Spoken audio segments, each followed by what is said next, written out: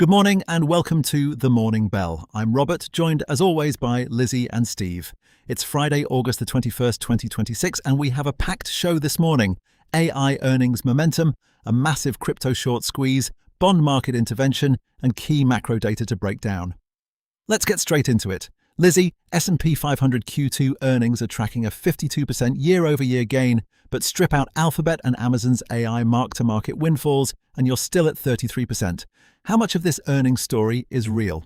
Morning, Robert. The honest answer is that 33% would still be the strongest quarter since 2021, so there's genuine substance underneath the headline number. This isn't purely a paper story.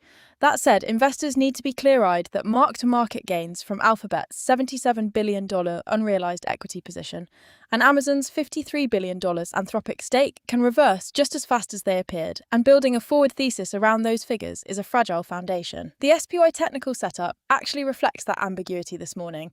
It's reading neutral, with momentum that's mildly constructive, but not generating a strong directional signal in either direction, so the market itself seems to be wrestling with exactly this question. Morningstar is calling for S&P 8,000 within weeks after the index recovered all its July losses in just 4 sessions, and there's a clear rotation happening out of AI hardware names into enterprise software. What's driving that shift?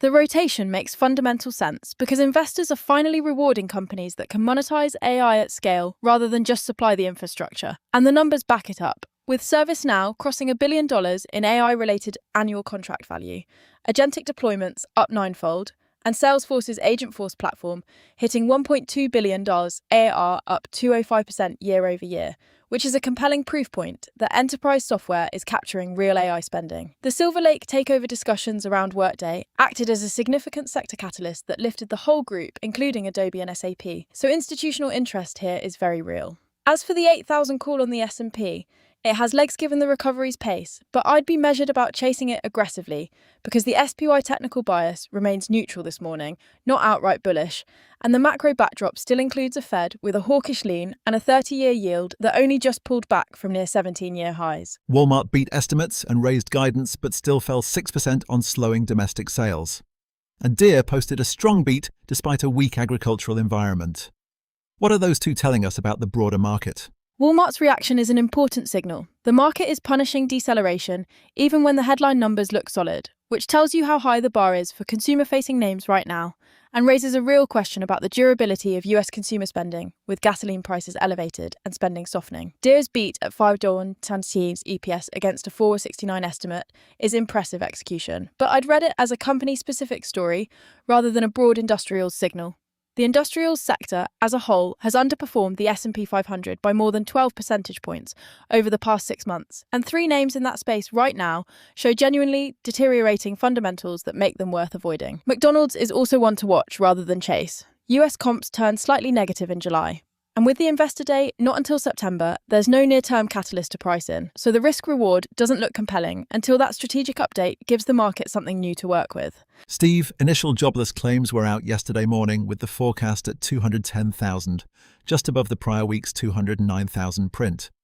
With the Fed still signaling a hawkish lean in the July minutes, what does this week's labor data tell us? Yesterday's claims release is one of the more consequential near-term reads on the labor market, given the Fed's current posture, and the context here matters. The prior week's actual came in at 209,000, which was itself already above both the 202,000 forecast and the preceding reading of 200,000, so we've seen a modest but consistent drift higher in claim ARMs over recent weeks that is worth monitoring closely. If yesterday's number came in meaningfully above the 210,000 forecast, that reinforces the narrative that labor market cooling is underway, which could give the Fed more room to pause on any further tightening, and that's a bond market positive indirectly supportive of equities.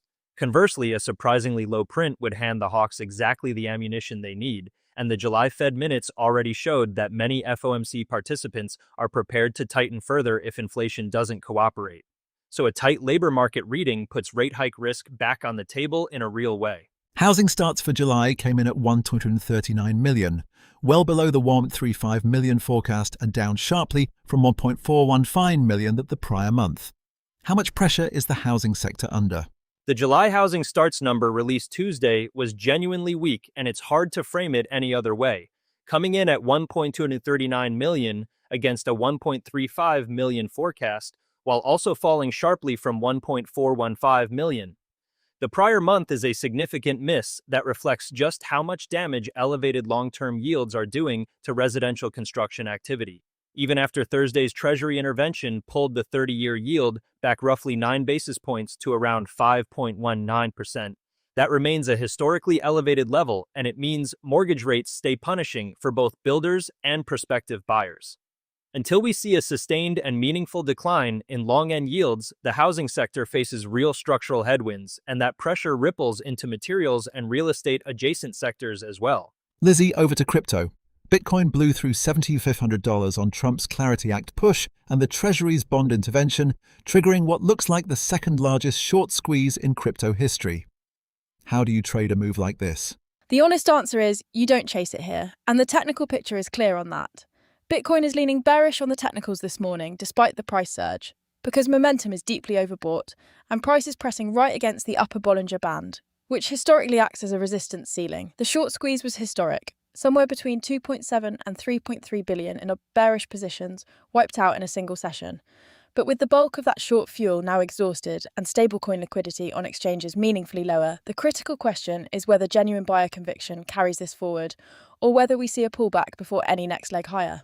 Ethereum surged nearly 20%, XRP jumped over 15%, Solana up 13%, but technically all three are deeply overbought. And Cash App just enabled XRP, Solana, and Ethereum purchases for 59 million US users. How do you weigh all of that? ETH and SOL are both flashing lean bearish signals this morning for the same reasons as Bitcoin. Momentum well into overbought territory, both pressing the upper Bollinger Band, and while the volume surges show real conviction behind the move, momentum this stretched historically signals exhaustion more than continuation, so the smart positioning is to wait for a healthier entry rather than buy into the spike. The Cash App integration through MoonPay is a genuinely significant distribution unlock and a structural positive for those tokens over the medium term. 59 million US users now have direct access to XRP, SOL, and ETH from their existing balance, and that kind of mainstream reach matters. The Clarity Act. Senate cloture vote on September 15th is the real binary event to monitor. Reuters is already flagging headwinds from a crowded legislative calendar and concerns around Trump family crypto involvement. And if that vote fails, a meaningful portion of these gains built on regulatory optimism could reverse quickly, so that risk deserves serious attention. That wraps up today's Morning Bell. Remember, this is not investment advice. Do your own research before making any financial decisions. And don't forget to subscribe so you never miss a morning. Have a great weekend, everyone.